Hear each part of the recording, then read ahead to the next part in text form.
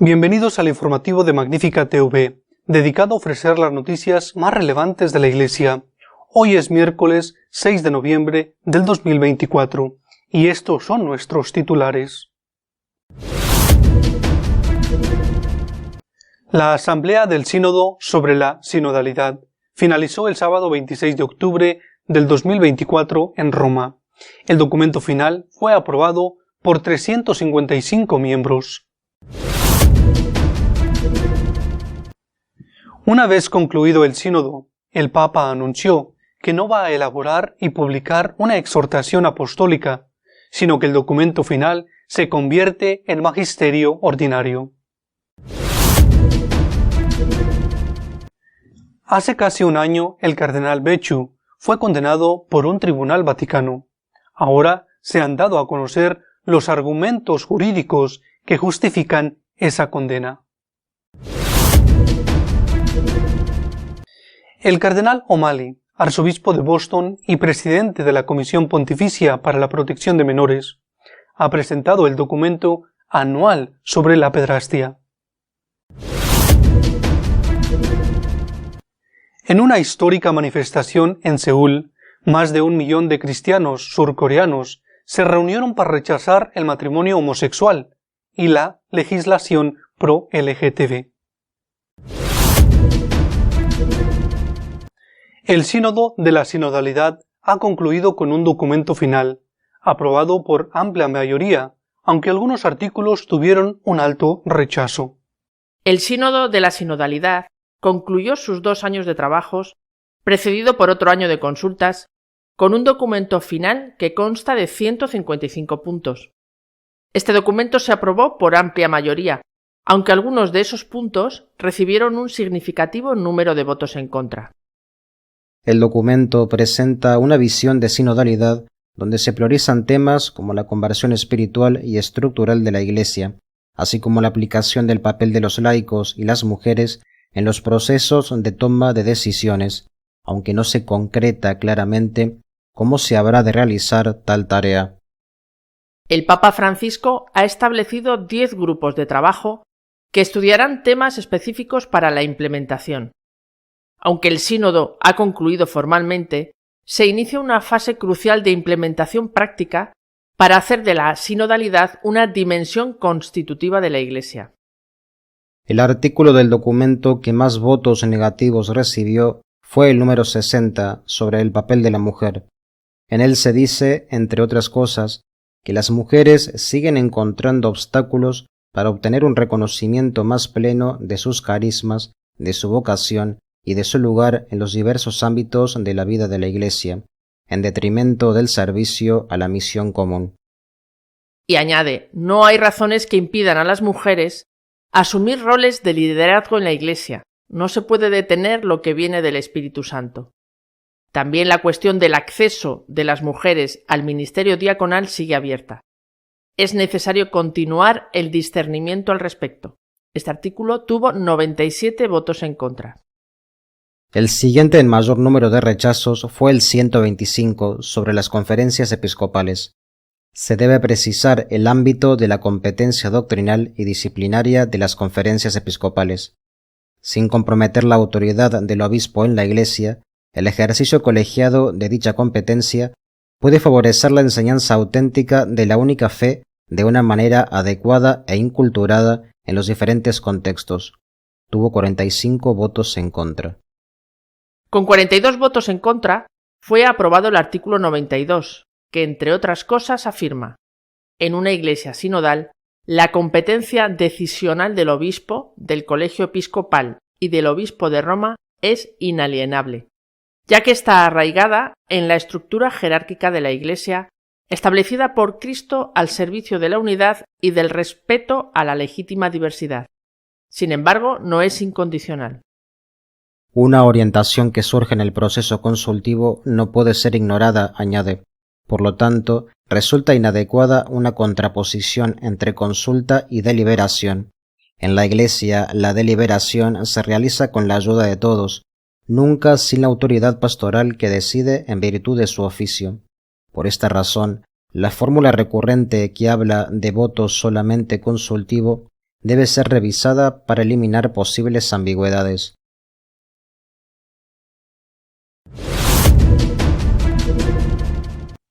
Por decisión expresa del Papa, el documento final del Sínodo se transforma en magisterio ordinario, pues no va a ser publicada una exhortación apostólica posterior. El Papa anunció, tras concluir el Sínodo, que adopta el documento completo y en una decisión sin precedentes no publicará una exhortación apostólica posterior, incorporando directamente el texto al magisterio de la Iglesia Católica. Dijo que las indicaciones muy concretas del documento serán suficientes. Sin embargo, según el cronista alemán Norbert Lüdeck, el documento final del Sínodo Mundial no tiene consecuencias legales. El Papa ha permitido la publicación del texto, pero no ha aprobado su contenido, afirmó Lüdeck. Por lo tanto, las demandas y propuestas del documento final permanecen como opciones no vinculantes y carecen de obligatoriedad. Respecto al contenido del documento final, Lüdeck comentó: los laicos no se dieron cuenta de que estaban aprobando un documento completamente jerárquico, de género y heteronormativo. Esto, añadió, no representa un avance. Normalmente, el Papa redacta un documento post-sinodal, tras un sínodo de obispos, en el cual decide de forma independiente sobre la aceptación de las propuestas presentadas por los sinodales en su documento final. Por su parte, el obispo de Passau, Alemania, Monseñor Oster, subrayó al finalizar el sínodo que los sacerdotes y obispos en la Iglesia Católica mantendrán la autoridad a la hora de tomar decisiones. Según el prelado, ello se desprende del documento final del sínodo. En este documento está completamente claro. El proceso de consulta para toma de decisiones incluye la mayor cantidad de personas posibles, pero el proceso de ejecución de las decisiones queda reservado para la jerarquía, dijo Oster. Oster agregó que el documento final del Sínodo Mundial está abierto a interpretación. Según él, el hecho de que el Papa lo haya publicado inmediatamente hace muy difícil el manejo posterior de este. Durante su redacción, el Sínodo asumió que el documento ofrecería al Papa sugerencias para que él elaborara un texto vinculante.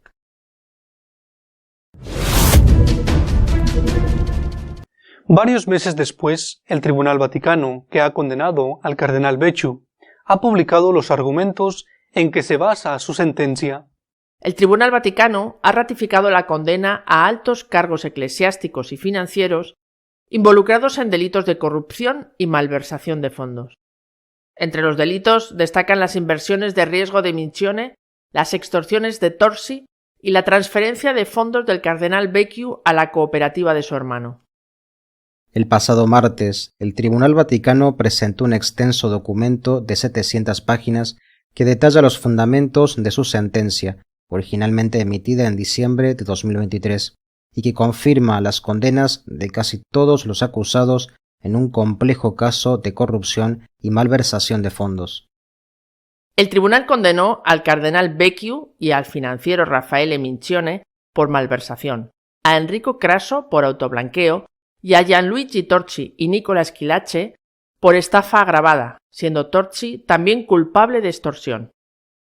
El tribunal destaca que aunque algunos acusados no buscaran beneficio personal, la violación de normas prudenciales y la falta de transparencia en el uso fueron determinantes en la sentencia.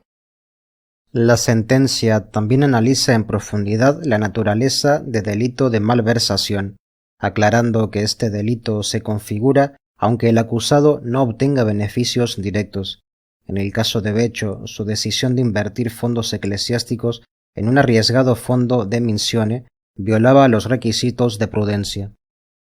Además, se determinó que los fondos de 600.000 euros entregados a Cecilia Marogna, destinados a la liberación de una monja secuestrada en Mali, fueron utilizados en gastos personales.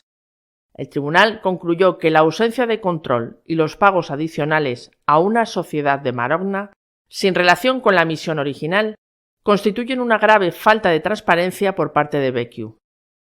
Por último, se juzgó como malversación la entrega de fondos a una cooperativa administrada por el hermano de Beccio, lo cual violaba las normas canónicas y vaticanas al realizarse sin autorización oficial, aun cuando el dinero se destinaba a proyectos caritativos.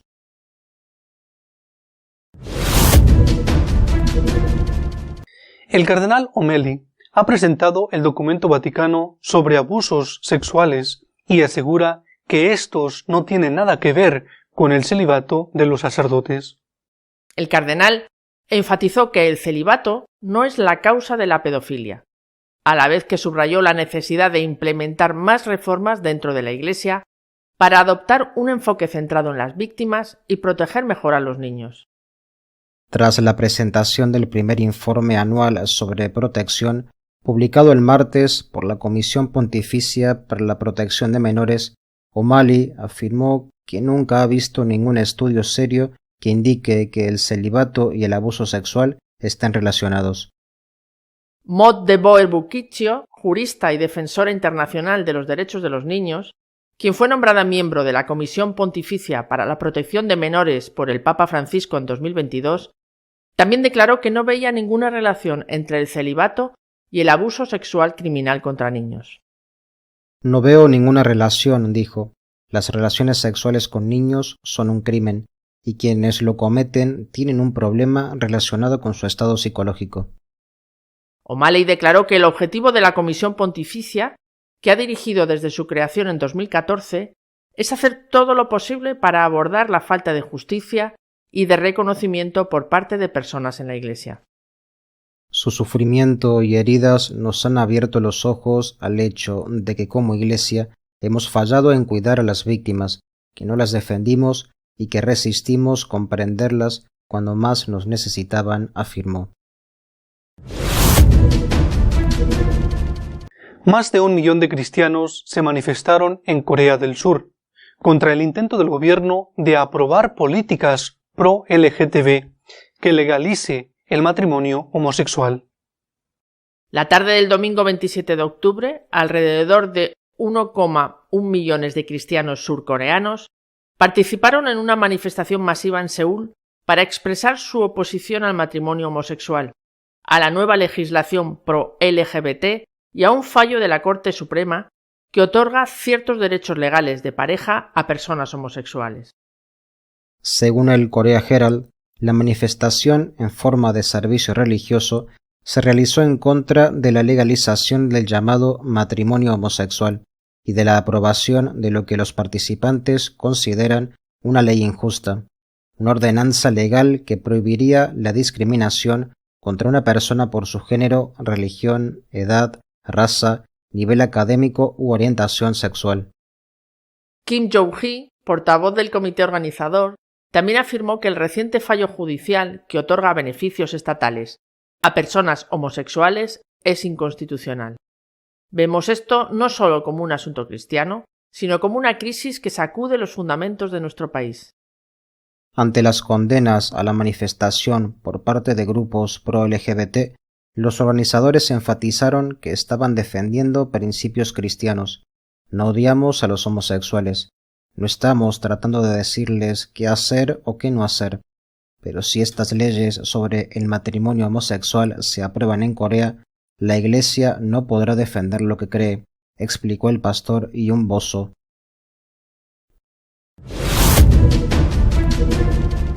Nuestro editorial de esta semana está dedicado a comentar el documento final del Sínodo sobre la sinodalidad. El Sínodo de la sinodalidad ha terminado. Han sido más de 2 años de trabajo, en los cuales el Papa ha intentado poner a la Iglesia en una actitud de escucha a Dios y de escucha entre las distintas sensibilidades o tendencias que hay en la Iglesia. El sínodo ha terminado y los padres y madres sinodales, porque por primera vez han estado presentes con derecho a voz y voto no solamente obispos, sino también religiosos, religiosas, laicos, laicas. Los padres y madres sinodales se han marchado a su casa y yo creo que el sentir común es que se han ido insatisfechos. Los conservadores, porque no han logrado frenar todo lo que ellos creían que había que frenar y han conseguido solo parar algunas cosas o suavizarlas. Los liberales, porque no han conseguido todo lo que pretendían, que era hacer de el sínodo de la sinodalidad una especie de Vaticano III, donde se diera el visto bueno de una manera más rotunda a lo que se llamó el espíritu del concilio. Pero si hay algo, desde mi punto de vista, en común entre el Concilio Vaticano II y el sínodo de la sinodalidad, es precisamente que ambos tienen un punto de ambigüedad que se presta a la interpretación. El Concilio Vaticano II podía haber sido de otra manera muchísimo más liberal si no hubiera sido por la defensa numantina que hizo el Papa San Pablo VI. Actuando, respetando las deliberaciones de los padres conciliares, pero actuando bajo mano, hacía llegar la opinión suya de que si el concilio aprobaba ciertas cosas, él no las iba a firmar. Y se llegó a un consenso. Pero este consenso, esta constitución conciliar, que de alguna manera satisfacía a todos sin dejar satisfecho absolutamente a ninguno, se prestó, como he dicho, a las interpretaciones. Lo dijo muy claramente el Papa Benedicto XVI. El espíritu del concilio estaba implicando no el respeto a la letra del concilio, sino la interpretación de esa letra del concilio en una hermenéutica de ruptura con la palabra y con la tradición. Es decir, el espíritu del concilio iba más allá de lo que está escrito en el texto del Concilio Vaticano II. Era una interpretación en clave de ruptura con todo lo anterior.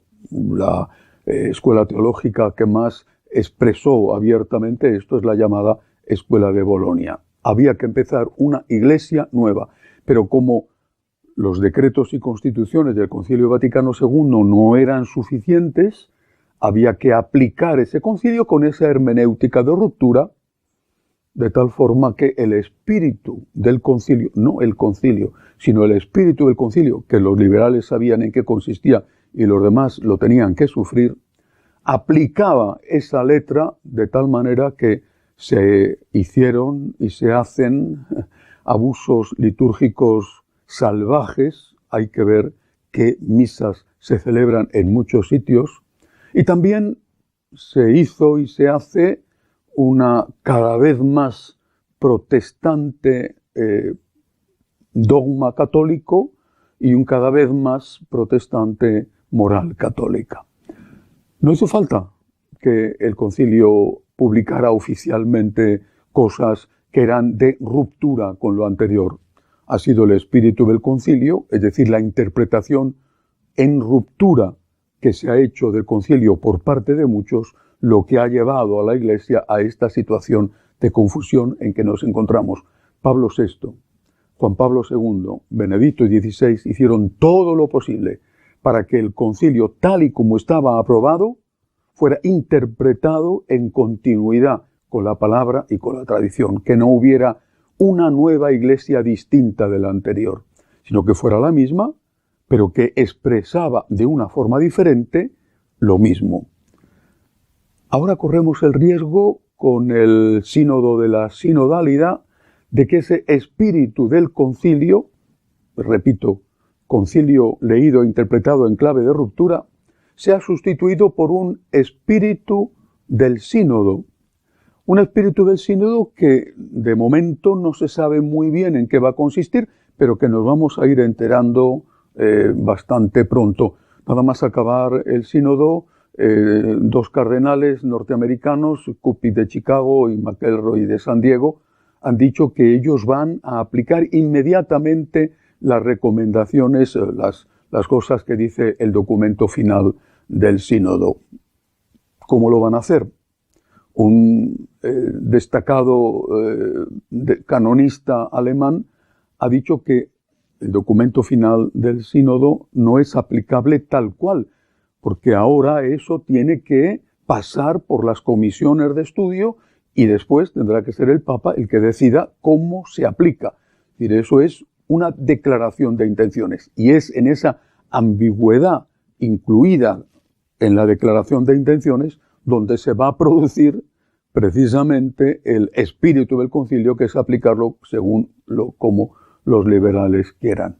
Y esto va a ser posible porque por primera vez en la historia de la Iglesia un documento, el documento final del sínodo, ha sido aprobado no solo por los obispos, sino también por laicos, religiosos, sacerdotes, es decir, personas que no son obispos, hombres, mujeres. Pero es que por primera vez este documento aprobado por este grupo de personas, padres y madres sinodales, tiene carácter de magisterio ordinario. Hasta ahora, los sínodos ofrecían al Papa un elemento de trabajo, un material consultivo. Los sínodos eran consultivos y luego el Papa, con ese material, lo elaboraba, lo hacía suyo en todo, en parte, y publicaba una exhortación apostólica, que eso sí tenía el valor de magisterio. Ahora el Papa ha dicho que no va a publicar la exhortación apostólica correspondiente y que lo que tiene el valor de magisterio es precisamente el documento final del sínodo, de la sinodalidad. Repito, es una situación inédita en la historia de la Iglesia y no sabemos lo que va a dar de sí. Ya se está produciendo esa división, esa confusión entre los que dicen que hay que atenerse a lo que la letra del documento final dice, el magisterio, según el Papa, magisterio ordinario, a la letra, y que habrá que esperar después a lo que se concrete a partir de ese documento, y que lo que se concrete tendrá que ser ratificado por el Papa. Y hay otros que dicen, ya lo están diciendo, que no, que ahora cada uno tendrá que interpretar el documento final del sínodo y aplicarlo en su diócesis según ellos crean convenientes. ¿Cuáles han sido los dos puntos más discutidos en el sínodo y quizá más novedosos? Una vez que han dejado fuera, por expreso deseo del Papa Francisco, el tema del diaconado femenino o el asunto de la aceptación de las relaciones homosexuales, los dos puntos más conflictivos o más discutidos han sido, por un lado, el papel de la mujer en la Iglesia y, por otro lado, el papel de los órganos de gobierno en la Iglesia. Con respecto al papel de la mujer, se ha acordado y aparece en el documento que tienen que crearse unos nuevos ministerios laicales. El Papa Francisco ya creó un ministerio laical que no existía, el ministerio del catequista, abierto, por supuesto, a hombres y mujeres. Siempre ha habido catequistas, hombres y mujeres, pero ella es un ministerio eclesial y se habla de que hay que crear nuevos ministerios eclesiales, en particular un ministerio que permita a los laicos, hombres y mujeres, hacer determinadas cosas que hasta ahora solo han hecho los diáconos o los sacerdotes. Por ejemplo, bautizar o, sobre todo, leer el Evangelio y predicar en la misa. Mujeres predicando en la misa. Pero esto ¿va a contentar? ¿Va a ser suficiente a los que quieren el sacerdocio femenino? Cuando se ve incluso en la letra cómo se ha tratado el tema de la mujer en la Iglesia, se ve que explícitamente se trata desde la perspectiva de poder. Y se dice, las mujeres tienen que estar en los órganos de poder en la Iglesia. No existe o no se habla de la perspectiva de la santidad o de la perspectiva del servicio, sino de la perspectiva del poder. Se trata de llegar al poder. Y por lo tanto, si las mujeres pueden hacer en la práctica lo que hace un diácono, aunque no fueran nombradas diaconisas, va a resultarles insuficiente. Porque lo que se pretende es que sean papisas. No van a parar hasta que no haya una papisa lo digo porque estoy absolutamente convencido de que esto va a ser así, no van a parar hasta que no haya una papisa precedida por una corte de obispas, obispesas, o sacerdotisas o diaconisas. ¿Por qué? Porque el objetivo es el poder, no es el servicio. También podríamos decir lo mismo de los hombres. Si te haces sacerdote buscando el poder, estás equivocado. Y esa es la purificación que hay que hacer en los seminarios. El Papa Francisco lo ha dicho muchísimas veces. No busques hacer carrera, busca el servicio. Si los sacerdotes, cuando nos hacemos sacerdotes, buscamos el poder, hemos olvidado que Jesucristo nos enseñó que Él había venido a hacerse el último y que cuando instaura el sacramento del sacerdocio con el de la Eucaristía, se pone de rodillas lavando los pies a los discípulos. Si se da a la mujer y al hombre, al laico, la posibilidad de leer el Evangelio y predicar en la iglesia, y se piensa que con eso se van a quedar contentos, están muy equivocados. Eso lo aceptarán, lo utilizarán, por supuesto, e inmediatamente seguirán pidiendo más. Repito, el objetivo es el poder, no es el servicio, y por lo tanto el objetivo es que una mujer sea papisa, con todas las consecuencias que eso tendrá para la unidad de la iglesia. El otro punto de debate ha sido la validez de los actuales consejos. Los consejos económicos y pastorales en las parroquias, consejos episcopales, el consejo que tiene el Papa con un reducido grupo de cardenales que le asesora, los consejos hasta ahora han tenido un valor consultivo. Y los consejos son realmente muy importantes y muy útiles. Y por mi experiencia, en la mayor parte de los casos, las personas responsables de tomar la decisión escuchan atentamente a los consejos. ¿Qué es lo que dice el documento final del sínodo? Repito que ya tiene carácter de magisterio ordinario.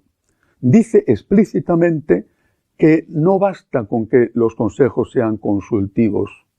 Tienen que ser deliberativos, donde se tomen decisiones, aunque dice también que será el sacerdote, obispo o papa el que tenga la última palabra, pero que si decide rechazar lo que la mayoría del consejo ha aprobado, tendrá que explicar los motivos por los cuales lo rechaza. Puede rechazarlo, pero no bastará decir, bien, me habéis aconsejado, ahora yo tomo la decisión en conciencia delante de Dios y por la autoridad que el sacramento del orden me ha concedido, sino que ahora tendrá que explicar por qué motivo está dispuesto a rechazar lo que la mayoría ha aprobado. Y ahí viene inmediatamente la cuestión. ¿Quién va a elegir a estos consejos? ¿Quién va a elegir los miembros de los consejos parroquiales, por ejemplo? Consejo pastoral en una parroquia. ¿Quién va a tomar la decisión de que esta persona, la otra, se forme parte de un consejo deliberativo, aunque con ese punto final de que va a ser el sacerdote el que tenga la última palabra, pero teniendo que explicar por qué no acepta lo que la mayoría ha aprobado? ¿Quién va a elegir a esos miembros del consejo? Desde ahora tendrá que haber elecciones. ¿O serán por derecho propio los representantes de los distintos grupos o ministerios de la parroquia? ¿Habrá campañas electorales para ser miembro de los consejos parroquiales con las consiguientes promesas electorales? Y lo mismo en los consejos diocesanos. Los consejos diocesanos tendrán que integrar ahora laicos y laicas. Esos consejos diocesanos que tendrán laicos y laicas, ¿quién los va a elegir? ¿Habrá un representante por cada parroquia de la diócesis? ¿O habrá un representante por cada movimiento apostólico presente, aprobado legalmente en la diócesis? ¿Y el obispo tendrá que aceptar o defenderse de lo que la mayoría ha aprobado?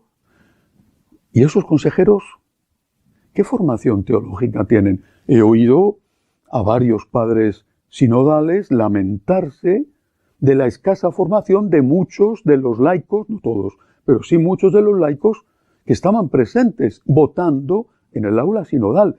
Escasa formación teológica. Y también de la escasa formación teológica que tenían una parte de los obispos que estaban allí presentes. Uno me decía, hemos tenido que explicar cosas muy básicas de la doctrina. Esa voz de los laicos presentes en los consejos deliberativos, repito, dejando al cura la última y numantina defensa, si es que la hace. Esa voz será la voz del que escucha a Dios y tiene la formación en la Escritura, tiene la formación en la teología católica, o será la voz del mundo la que se lleve a los consejos y la que presione para que se hagan determinadas cosas. Y con respecto al Papa, exactamente igual. El Papa tiene como asesores principales a todos los cardenales, pero ha elegido, tiene derecho a ello, a un grupo de cardenales, un grupo pequeño, que le asesoran de una forma más explícita, más cercana. Ese grupo ahora tendrá que estar integrado también por laicos o religiosos, religiosas, sacerdotes. ¿Y quién los va a elegir? Porque el Papa ha decidido el cardenal tal, el cardenal cual, forman parte de este grupo asesor especial. Y ahora habrá campañas electorales en los países donde la Iglesia está. ¿Alguien se da cuenta de verdad del lío que esto representa, de la confusión que esto va a traer? Personalmente estoy totalmente a favor del diálogo, de la escucha, de la consulta. Pero también estoy a favor de que se respeten aquellas características del ministerio sacerdotal, lo que se llama los munus del sacerdocio.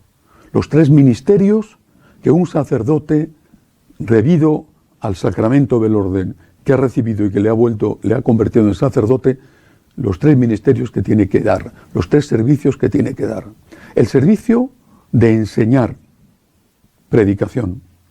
El servicio de santificar, sacramentos. Y el servicio de gobernar. Nuestro Señor, cuando estaba a punto de terminar su vida en la tierra, poco antes de salir para el huerto de los olivos y después de instituir el sacerdocio y la Eucaristía, habla en voz alta al Padre para que sus apóstoles le escuchen. Le dice al Padre, le pide que todos sean uno, como tú y yo somos uno, para que el mundo crea que tú me has enviado. Todo esto favorece la evangelización. Todo esto favorece la unidad. O esta confusión, ese espíritu del Concilio Vaticano II o el nuevo espíritu del sínodo de la sinodalidad, ¿va a favorecer la unidad o va a favorecer la confusión? Confiemos en que alguien en la Iglesia tenga no solamente aprecio y amor por la palabra, por la tradición, sino también sentido común. Hasta la semana que viene, si Dios quiere. Si deseas estar al tanto de lo que va sucediendo en la Iglesia, puedes hacerlo visitando nuestra página web www.magnifica.tv. Hasta la semana que viene, si Dios quiere.